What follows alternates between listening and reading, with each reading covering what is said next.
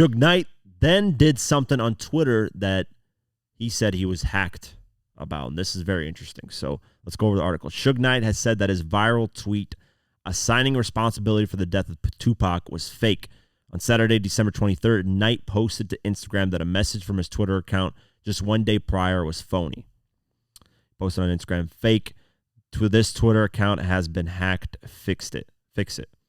The initial tweet posted on Friday, December 22nd, claimed that Knight knows who is responsible for Tupac's death nearly 30 years ago.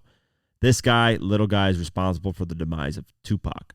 The message read while posting an old candid photo of Knight with Pac and a man named Trevon Trey Lane, which Lane said on social media was taken back in 1996 during a trip to Belize. Lane has not commented about Suge's tweet. Knight, as mentioned above, responded by following day Instagram to deny its veracity.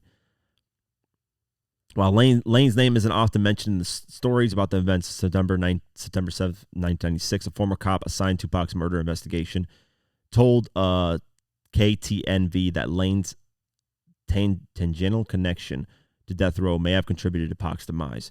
Orlando Anderson had previously been involved in a conflict with members of Death Row's entourage and members of a gang called the Mob Piru, affiliated with Death Row Records, and an individual named Trevon Lane had his Death Row medallion stolen from him at a mall during the beef. So this is when, he got jumped.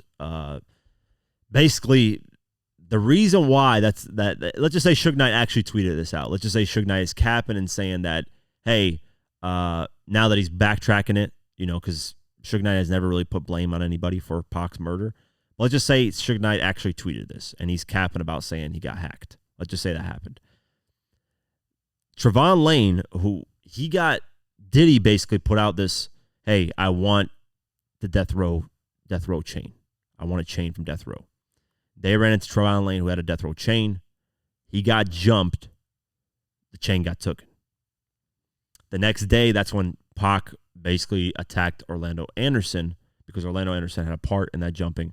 And they're saying that had Trevon Lane never got jumped and chain taken, Pac would have never attacked Orlando Anderson, and it never would have spiraled into the shooting and all that.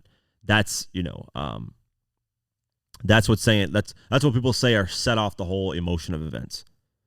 I'm going to be obviously going into this a little bit more on the Diddy $1 million hit documentary, but which I was supposed to release this month. I don't think it's going to be coming out this month. Probably like the first or second week of January. That's when it will be out, because I had a lot of different things going on and just honestly enjoying, my car that I got. So I've been kind of, just kind of relaxing a little bit, holidays and all that stuff. But yeah, it's interesting nonetheless. And the fact that he kind of backtracked and said I was hacked and all this, I don't know. It's weird, man. So yeah, Suge Knight does things for attention, and this caught a lot of attention, and then eventually, it leads to people listening to his podcast. So I think he knows what he's doing. He's just playing this role of, he'll throw something out there and deny it and take it back, and then that's kind of Suge Knight's thing as the years gone on. He's with the conspiracy theories. He plays with those as well and says, yeah, Tupac is in Cuba, and yeah, Eazy got injected with HIV and all this crazy stuff that he'll play around with. So you don't know if it's true or not. When somebody does that and plays around, you can't even tell what's going on. So we'll keep our eye on this, man, and see if Trevon Lane actually even says something about it. But he hasn't said anything right now. So yeah, we'll see.